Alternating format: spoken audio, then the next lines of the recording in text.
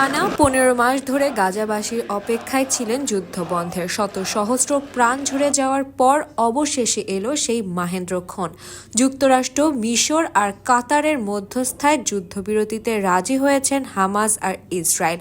রবিবার থেকে গাজার আকাশে দেখা যাবে না আর কোনো ইসরায়েলি বোমারু বিমান। আন্তর্জাতিক সংবাদ সংস্থাগুলো বলেছে ২০২৪ সালের মধ্যভাগ থেকে চলছিল যুদ্ধবিরতির আলোচনা। একদিকে গোলটেবিলের বৈঠক আর অন্যদিকে গাজার উপর বোমাবর্ষণ। ২০২৩ সালের ৭ অক্টোবর হামাসের হামলায় নিহত ১,২০০ ইসরায়েলি লাশের কাফারা দিতে হয়েছে ৪৭,০০০ ফিলিস্তিনি জীবনের বিনিময়ে। মা হারিয়েছে তার সন্তান, সন্তান হারিয়েছে বাবা মাকে। মৃত সন্তানের কফেন কাঁধে তুলে নিতে হয়েছে পিতাকে।